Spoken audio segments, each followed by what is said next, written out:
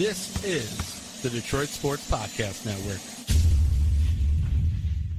Hey, this is Brian Peña. I always join the Vito podcast, the best podcast in the United States. Today's episode of the Tigers Talk podcast is brought to you by The Athletic, premium coverage for passionate Detroit sports fans.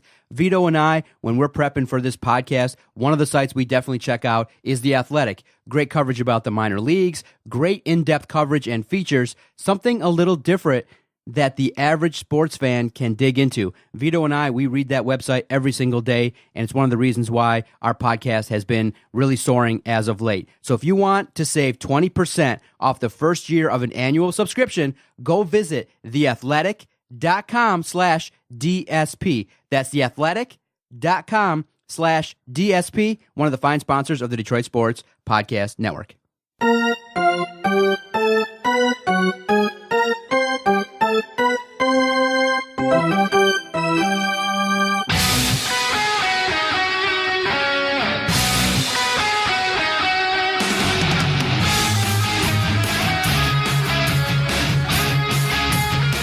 And welcome to the latest, the freshest edition of Tigers Talk with Chirco and Company.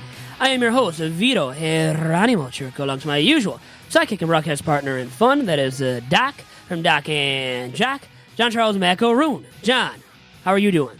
Vito, you know what's funny is when I listen back to podcasts and we're like, you know what? And we preview the week ahead and we go, you know what? The Tigers have an opportunity to play some teams that they should beat. And then they have the week that they had, and you laugh, you sit back, all you can do is sit back and laugh and go, man, you know, the injury bug has hit a little bit with Miguel Cabrera, Daniel Norris. The Tigers' offense has taken a massive swoon, and so this week has been really disappointing for the Detroit Tigers. Solid play hasn't been rewarded for pitchers like Jordan Zimmermann. The offense has been inconsistent, and it's just really a shame right now. Yeah, we expected them to lose, but when you really start digging in game to game, this last week has been really challenging and kind of befuddling and makes you scratch your head because of the fact that, man, they were playing teams that you could have competed better against, but in the end, it was not the best week for the Detroit Tigers. Well, you lost 2 out of 3 against the Pirates and the Orioles. 2 teams that really aren't going to be great ball clubs all this season.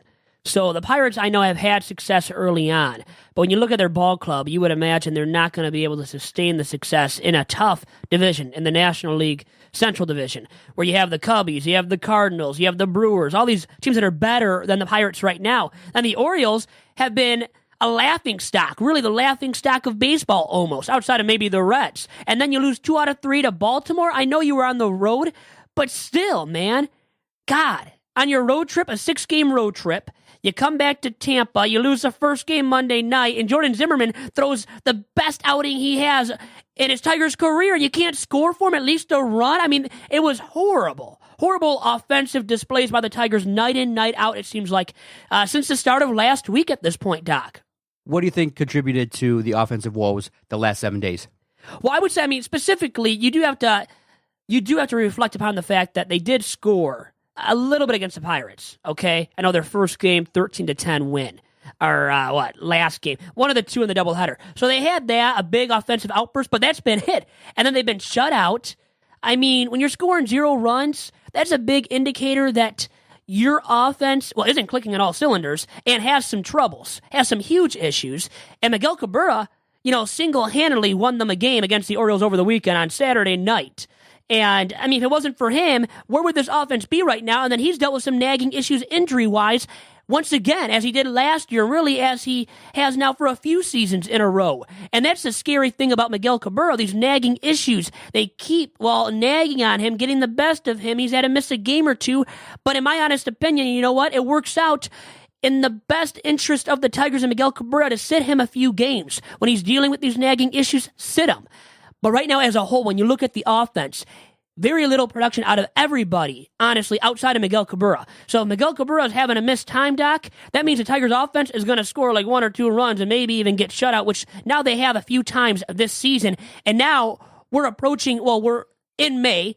It is May 2nd when this podcast is released. And you can look at the month of April, and they had some nice offensive performances, but then a bunch of performances, too, where they scored a 1 run, 2 runs, 0 runs, where the offense looked completely lackluster and not like a major league lineup.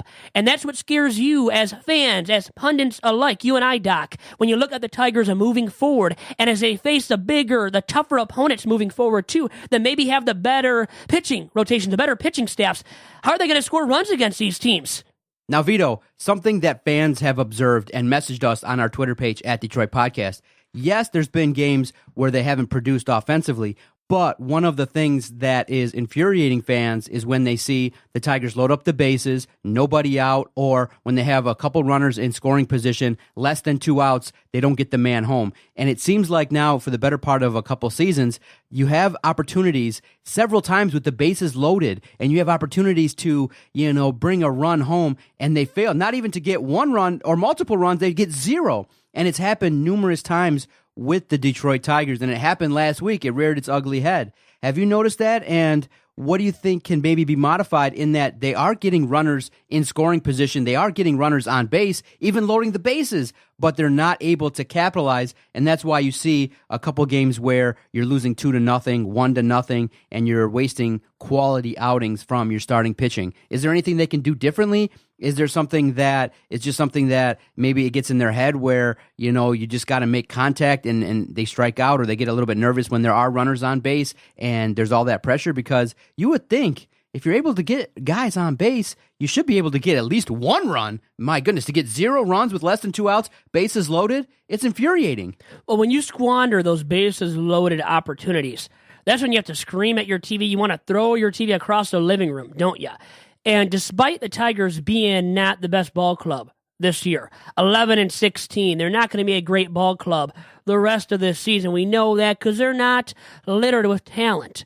They're kind of lackluster when it comes to talent. But still, when you have those situations where you have runners in scoring position, bases loaded, 0 outs, and you can't score a run, a measly run, you have to be able to score a measly run when you're a major league ball club. So there are no excuses whatsoever, despite the Tigers not being the best once again this year. Moving forward, they're not going to be the best. But when you have bases loaded situations, that's when you have to score a run at least. Even a sac fly. Come on. Make a little bit of contact, get a sac fly, score a runner that way. That's all we're asking for from the Tigers as fans this year, Doc. And if they can't execute on that, think about, once again, how bad they could be the rest of the way this season as they face the tougher and tougher ball clubs. Exactly. A game was postponed, and that's why there was a doubleheader. Against the Pirates, yeah. They split it. They won the first game 13-10. And they scored a bunch of runs that game, but then the offensive woes started right after that, too. And many people kind of felt like, oh my goodness, then the second game might have been a lower scoring game, but no, the Pirates went on to win the second game of the doubleheader 8-3, and then the Tigers went on to lose the finale of that series 1-0.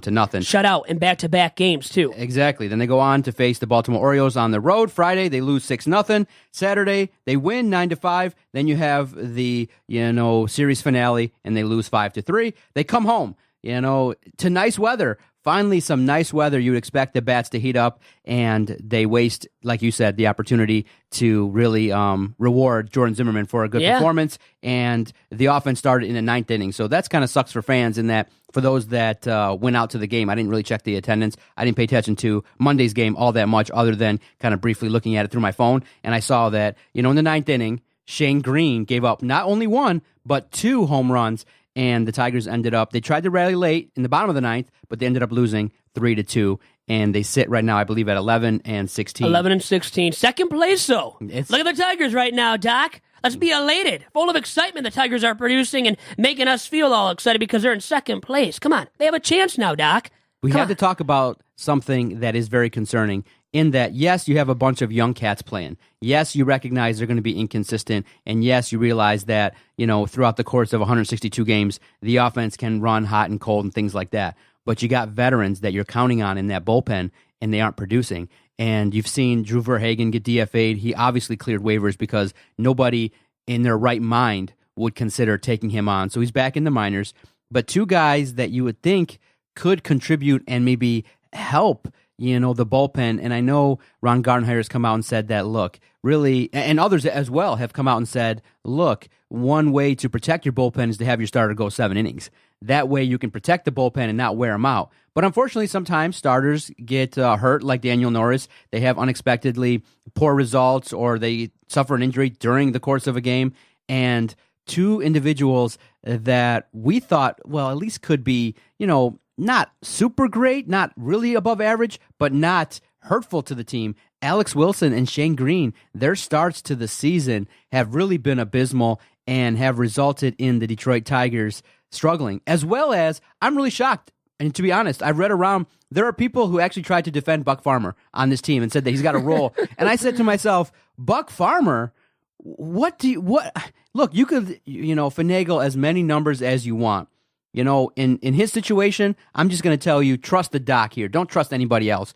The eye test, just watching Buck Farmer, dude cannot pitch at the major league level. Look, he can have 2 starts where he's fine, he strikes out people, but then you put him in again, gives up a home run.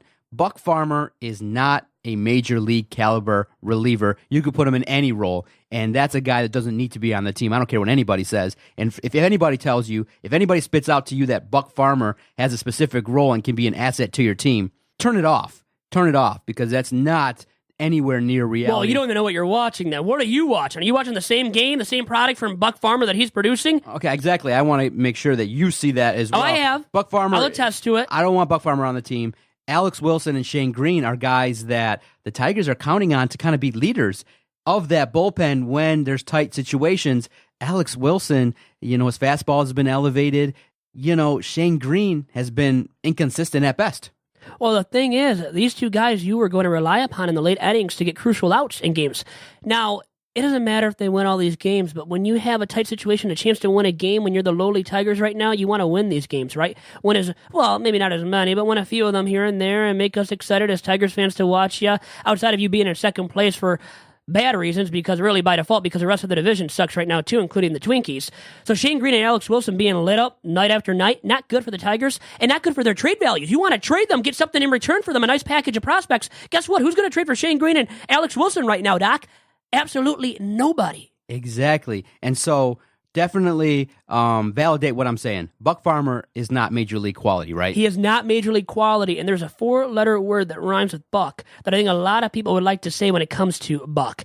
Exactly. As in blank Buck, right? Yeah, it's a situation in which you watch him perform, and unfortunately, he's got skills. When he goes down to the minors, he can get guys out. He's a 4A pitcher. That's a 4A player. Have you heard of that? A 4A Yes. player's in between the minors, AAA, and the major leagues. Not good enough to cut it at the major league level, though. I was shocked to see some support for Buck Farmer. I'm like, man, you better choose a different hill to support, man. Some people were really livid about Drew Verhagen getting DFA'd. I was like, come on. You know what? I'm glad I roll with Vito, because he might not agree with everything I say, and he might challenge everything that I throw at him, but at least on the bigger things that you do agree. And I'm like, wait a minute. If Vito comes in here and he says, Buck Farmer, I want him on the team, I was just going to... You would have thrown my ass across the table here. Muted your microphone and said, forget it, I'm just going to host it by myself. I'm the TV superstar here. I'm the guy featured The only on TV superstar. Watch out. You got more TV time on a certain show we can talk about on Two Bad Hombres this week. Teaser there. Definitely tune into Two Bad Hombres as we recap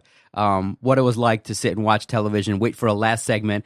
And when I saw you and I saw myself, I was like, yeah, we baby. made it. We made the big time. Kind of. But we'll take whatever we can get here on the DSP network. Huh? Okay, good. So Buck Farmer, we know his role on the team. It's going to be a struggle. It's going to be an up and down ride. Eventually, whenever his options run out, they just got to let him go or figure out how not to utilize him. Just look, there's the bench, Mr. Buck Farmer. Ride that bench. Get your Tushy on that bench and ride it out, baby. Keep that bench hot. Inaugural member of Vito's cut list would be Buck Farmer. Exactly. Yes. He should be cut. He's a roller coaster I don't want any part of. Exactly. I don't want to ride that roller coaster anytime soon. I'm not a fan of roller coasters, by the way. I don't know if you are. I get sick, but I'm not a guy that rides them. I really can't even make the cut height-wise. I don't know. Let me get on the roller coaster, so kind of biased.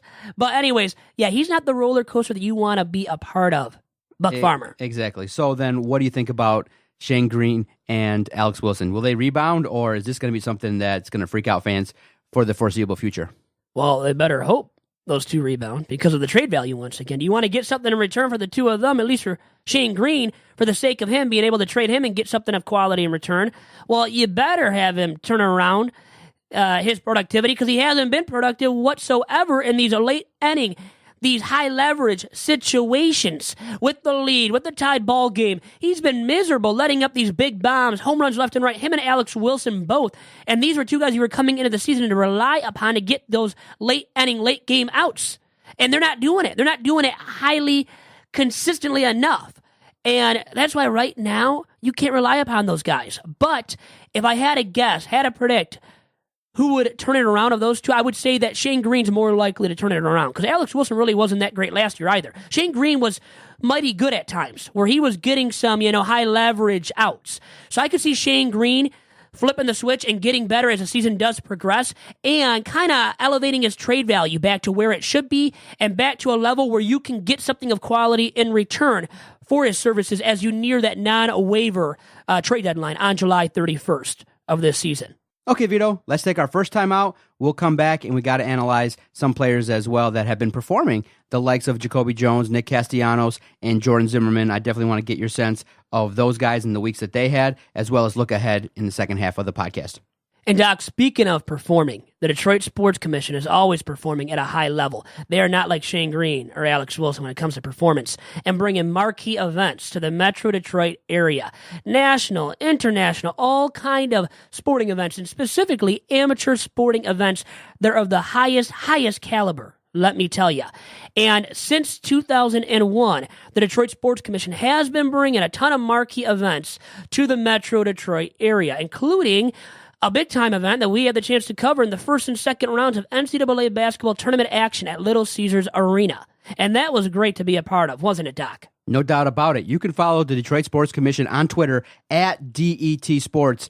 And recently, they've announced that Detroit will play host to one of the biggest fights in women's boxing history when Clarissa Shields battles Hannah Gabriels at the Detroit Masonic Temple. The Detroit Sports Commission is doing great things to bring big-time marquee events to the city of Detroit, and it's a great relationship. I'm very thankful that you've brought that to the table. Detroit Sports Commission, a great friend of the Detroit Sports Podcast Network. And make sure to check out their fine website at DetroitSports.org.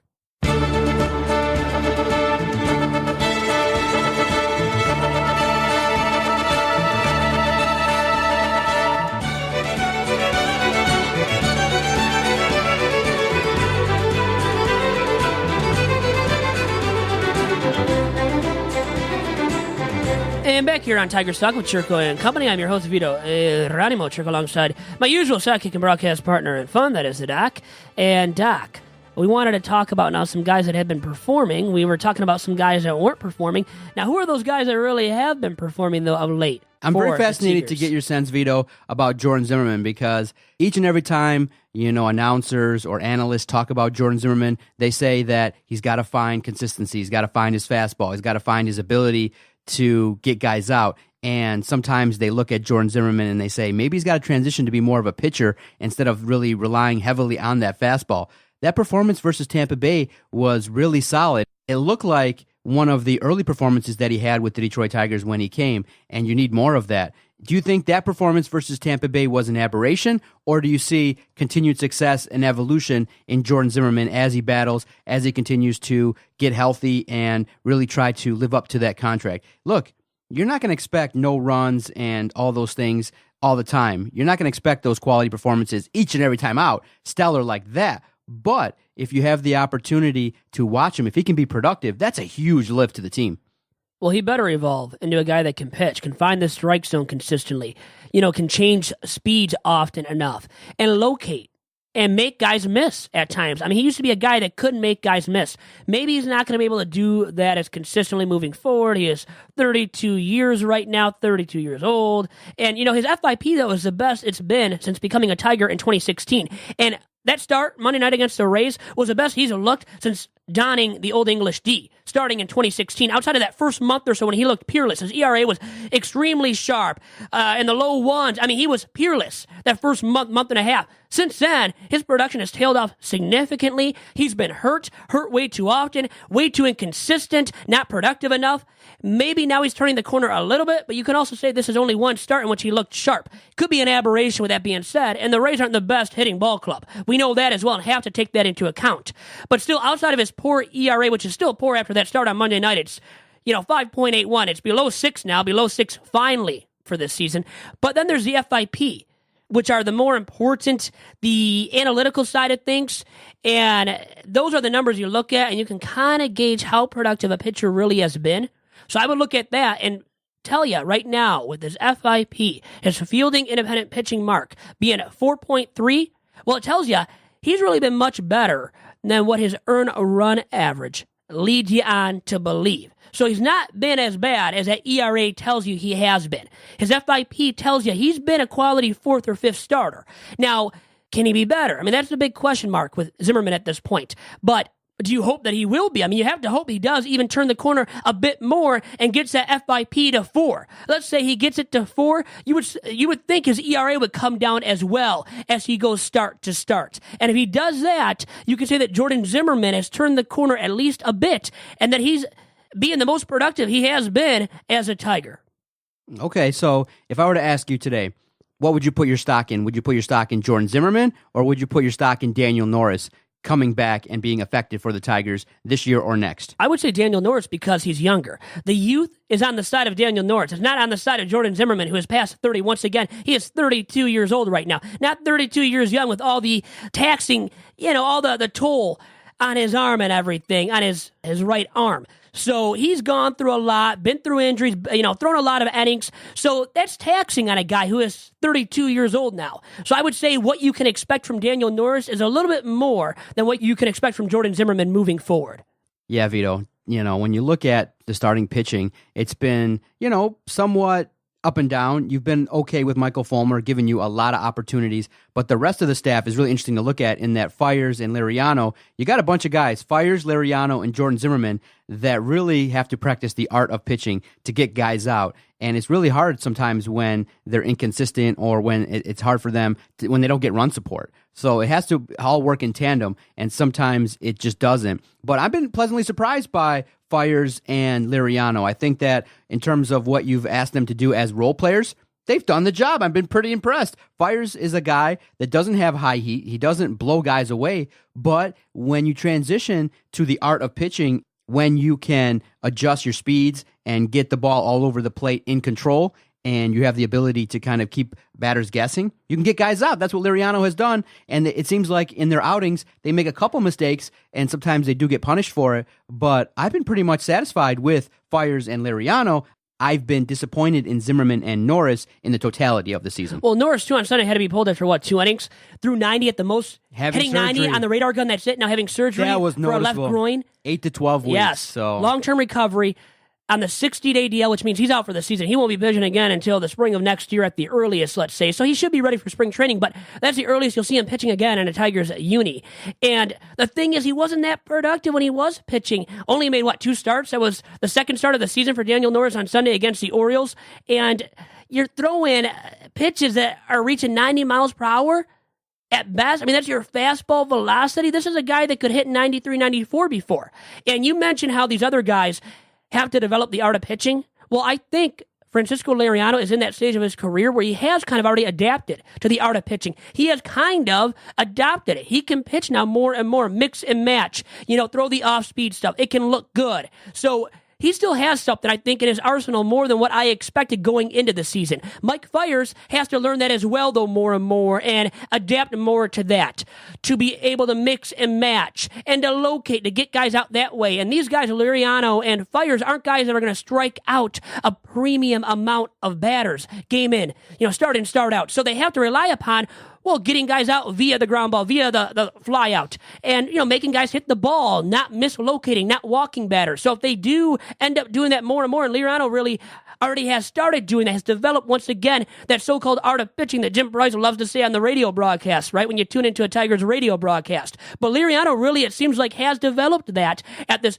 latter part of his career. So that's a good sign from him, and maybe he'll be more productive in the starting rotation than what I could have expected moving into this season. And Fiers, hopefully he develops some of that as well from Liriano. whatever Liriano has caught, whatever kind of bug he's caught, I hope he keeps that bug the rest of the season, and Fiers does catch that bug as well at some point. And Zimmermann has to develop more and more of that art of pitching as well.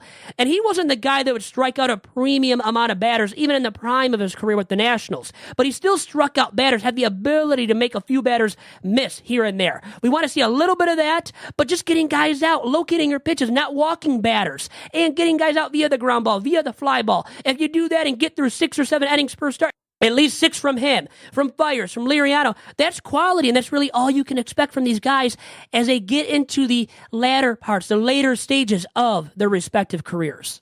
Okay. Something that came across on our Twitter page at Detroit Podcast, someone had messaged and said, look, is a guy like Michael Fulmer, who has been pitching so well, maybe even pitching for other teams, maybe even kind of showcasing himself so that maybe if the Tigers come to him with a trade opportunity, if he continues to pitch well, he might have a chance to pitch for a contender, a really solid team. Do you think a guy like Michael Fulmer could get frustrated pitching really well? It's got to be irritating, because it's irritating as a fan to watch it when he's going out there dealing, striking guys out, making other opponents look silly, and then your team doesn't give you any real support offensively. That's got to wear on you, because, I know general managers don't look at wins and losses as a stat, too much. There are other measures to show how you're doing and how you're performing, but it's got to be irritating to go out there, pitch really well, and then to get no runs or 1 run. That puts a lot of pressure on you, and that can obviously be irritating. It's probably going to happen a significant amount of time in the coming years. Do you think he'll be patient? People want to know, do you think Michael Fulmer will ever lose favor pitching for the Detroit Tigers, maybe even get a little angry in the situation that he's in when he's a really solid pitcher but gets no run support? That has to be frustrating. Well, you're a psychologist, right, buddy? I think you are. Psychologically speaking, me trying to take a play out of your playbook here, I would say it's hugely taxing on him and his mental psyche. When he sees he's going out there performing great, limiting the opposition to 3 runs or less per start. Really, he has been this season, right? Outside of that Indians performance where he got blown up. That really was an aberration so far. And with his sick stuff, right, his velocity, his ability to throw off-speed pitches, to mix it up, to get batters out via the strikeout. Well, this guy can go deep and can look productive game in, game out when he goes and takes them out. So when you see the guys aren't supporting you, your own team can't even score a couple of runs to support you and get a W for you in the win column, well, yeah, I think that is taxing, and especially for your mental psyche. I think it's affecting him totally when it comes to his mental psyche.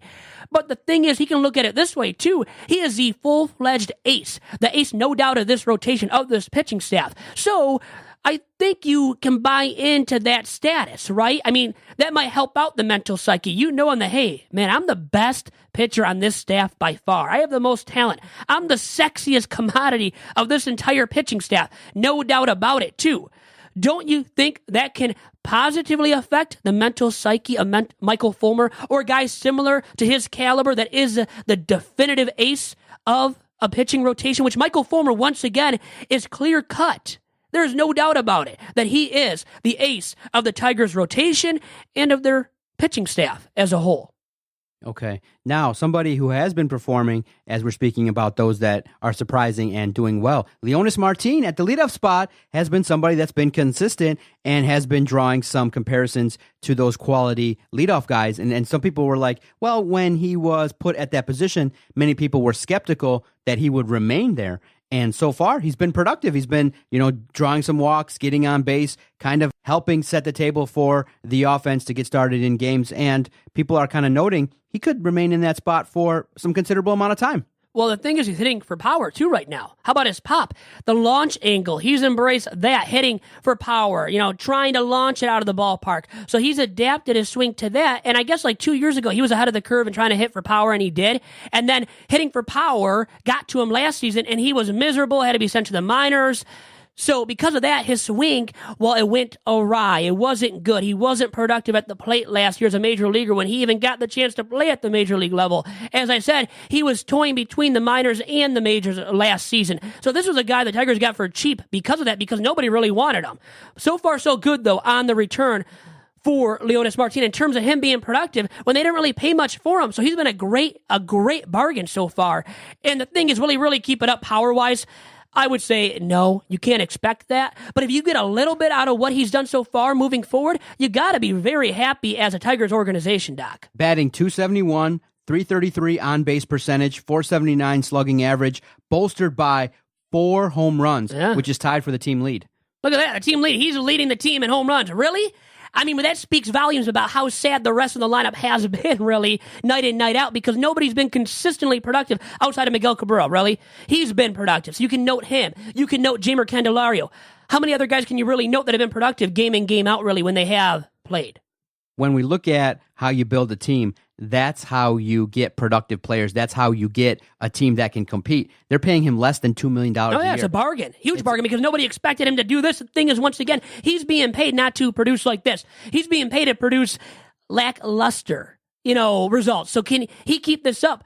Probably not. It's probably not sustainable. And not to be the pessimist, but I think he's not going to sustain it. And that's why he's being paid $2 million. There is a reason for it. Yeah, I would rephrase that. I don't think he's being paid to suck, because he's being paid, though, not to produce a ton. They're not expecting him to produce a ton. Not to suck, but to produce like middling results. They're more worried about him playing great defense out in center field, covering all that spacious ground at Comerica Park and getting on base a bit. Let me help you there. Okay? Let me help you there, compadre. What you're saying is the expectation for somebody who's making that much money isn't as low. great. It's low. They'd Correct. be happy with $250, getting on base, stealing, doing things like Stealing that. bases too, but yeah. also the emphasis, the part where they sit down and talk to him, is not about the hitting. It's more about the defense and what else he can bring to the table. Because the way you're making it sound is like, okay, we're going to pay you, just be on the roster, and whatever happens, happens. No. Have you seen some of the guys on the roster? Buck Farmer, most notably, we just talked about him. Come on, they have guys like that. But isn't he in the 500K club? I don't think he's making that much money. Well, Buck Farmer, is making less than $1 million or $1 million at best. Exactly. But anyways, so those guys are just kind of on the roster is my point. Now, if you're making $2 million, I guess you're not just on the roster, but they are more worried about his speed on the base paths, him accumulating a good amount of stolen bases, and playing great defense in center field. Because it's tough to play center field at Comerica Park. There's so much ground to cover. You need a speedy option, a guy that can go after and catch the ball, and he can do that pretty darn well. Okay, let's look ahead to the week for the Detroit Tigers. Who are they playing? What do you think about the week ahead? Do you see them being around 5 games under 500? Do you see them maybe even making a rebound? Because you got to remember, they played around 500 ball last year. They started the month of April last year 12-12. This year, kind of similar. It looks like right now, though, the slide might be really starting to take hold, and they're going to lose a bunch of games probably in the week ahead. Well, they have 4 at KC, though. So the losing might stop because you're playing Kansas City. Have you seen how bad they've been this season and dead last so far, even worse than the White Sox and the Tigers? They're, 7-21? Only 7 wins so far. Going into May are the Royals, a team that won the World Series a few years back, not that long ago, and look at how far they've fallen. Because of injuries, they don't have a great lineup. Their pitching still sucks when it comes to the rotation, and their bullpen is not what it used to be, so you have to like your odds against the Royals, even on the road for 4 coming up in Kansas City. And now, before I really dive deeper, maybe talk more about what's coming up, how about another center fielder that's really gotten it done so far in Mike Trout, unveiling a little edition of Vito's notebook. He's on pace right now for 14-plus WAR in terms of wins above replacement. That would be the all-time best for a single season. Babe Ruth has the all-time best mark for a single season when he produced 14.1 in 1923. So Mike Trout is on pace to produce more than Babe Ruth did in 1923, the all-time best player, right? I mean, Babe Ruth is one of the best 5, best 3 players of all time, a Hall of Famer, the home run champ, right? He was, before Barry Bonds, right? I mean, he was up there in home runs. He had all those home runs, all the hits, the great pitching, the great numbers, all of that, all the accolades, a Hall of Famer. And Mike Trout's on pace to top his mark for single-season wins above replacement at 2.4 right now, according to BaseballReference.com. That is where Mike Trout sits at. In comparison, Ian Kinsler was worth 2.1 wins above replacement all of last season. Did you hear that, guys? Did you hear that, Doc? Mike Trout has already surpassed Ian Kinsler in WAR through 28 games. 28 games Mike Trout has played, has 10 home runs, 2.4 WAR, and he has surpassed already Ian Kinsler, what Ian Kinsler did all of last season. Miguel Cabrera and Vmart were worth negative WAR. Think about it last year, negative WAR. Mike Trout already has 2.4. Wow. I mean, that's all you can say about that. All you can say is that. And Leonis Martin, who's done good, is like at 0.5 WAR, so that's good for him this season. But guess what Leonis Martin's WAR was last year, by the way? What was Can it? you guess? Negative 1.6? No, 0.0. but zero. Okay. So Mike Trout's already surpassed his WAR from a year ago. Wow. I mean, think about this. He's on pace for 14 plus WAR and another MVP trophy. And really, he needs another MVP trophy at this point? Come on. Well, Come Vito, on, Mike Trout. You're too darn good, man. I hate to beat a dead horse, but Doc's notebook, have you looked at Max Scherzer? Holy smokes, man. That guy, you look at his contract, looks like $210 million is a bargain. I'll pay it. Right? I'll open up my checkbook. If I had that much money like Mike Ilitch had the opportunity. What's got into Max Scherzer, bro? He's throwing innings now. He's going deep into ball games. He never did it with the Tigers, almost was never willing to do so. And maybe because he knew they weren't going to respect him totally with the money and pay him what he thought he was worth. And remember, Mike Ilitch did offer him a contract, a hefty contract. Max Scherzer bet on himself, on his right arm, and Max Scherzer lived up to the bill and made all that money, north of $200 million in totality with the Nats. He's making all that sexy money to live a sexy, great life. I mean, look at Max Scherzer now with the Nats. He is succeeding, and he is styling, and he's looking like he's a behemoth, man, a behemoth of a pitcher right now. 5-1, 1.62 ERA, league-leading 57 strikeouts, having a stellar year. And people are like, look, he's halfway through that deal, and everybody's ranting and raving. They're going, man, look at his numbers. He's outperforming that contract. It's a bargain. Imagine that, a guy making $200 million, and people are looking at it like it's a steal. That's unbelievable, right? Well, and then you paid Justin Verlander all that money when you had the chance to pay Max Scherzer all the money that you paid JV, and now they're both with other clubs. But man, Scherzer right now is styling and profiling. I mean, is he the favorite to win another Cy Young Award in the NL? I mean, these guys, Trout keeps winning American League MVP awards. Scherzer keeps winning NL Cy Young Awards, and right now they're both due to win those awards this season too. I mean, that's how great they've been already. You got it, Vito. And if you look across Major League Baseball, some things that people are talking about is definitely the rivalry between the Yankees and the Red Sox, the performance of the Braves, the performance of other teams. How about the Phillies really quick? Gabe Kapler. Yes. We killed him, didn't we? That first week of the season, we talked about him in my notebook, the inaugural edition of Vito's Notebook. We killed him for his lackluster methodologies and decisions in game to pull pitchers. And look at the Phillies now, what they're doing. Them and the Braves have really, I would say, have exceeded expectations so far, Doc. Outside of the AL and the AL East, I'm peeking into the AL Central, obviously, the AL East, the NL East, obviously, with the Mets, Braves, and Phillies. It's a good division. Good division. And the Nats have underachieved, under 500 so far. And who would have thought that would be the case? But it has been the case. In the NL East, it looks like a very tough division that it will be this season. Solid edition of Tigers Talk. Vito, great talking baseball with you. I love the fact the weather's changing. Maybe get a chance. I know the Tigers are playing a lot of games on the road, but when the weather turns and it's nice, maybe we'll get out and catch a couple games. You can get tickets pretty affordably if you go to DetroitSportsPodcast.com. Click that tickets banner. Get tickets affordably and help the cause. Help keep the microphones hot and the studio lights on here in Sterling Heights, man. Good time. I enjoyed talking to you. Always a good time talking to you, Doc. And now that the weather is nice, it's even better talking to you. I'll say that much. Yes, sir. Let's get out of here. Check out Tigers Talk every single Wednesday. Big name guests. Vito has connections. He's working his way up to the Doc's producer level status. I'm the executive producer. Oh, thank you so much, Doc. I just keep adding intro titles to Vito, and he keeps delivering, man. When you see Mark D'Antonio on your airwaves, it's awesome. And Vito's doing great work getting in the know. He's taking the investment that we gave him and utilizing it for good. And that's all you can ask for when you invest in someone is, hey, give me a little bit of return on investment, whether it be a little bit of cash or go out there and get the big name guests. And that's what Vito's doing. Follow him on Twitter at Vito Jerome. He passed the 1,000 follower mark. He's taking advantage of the network and the boost that we've given him.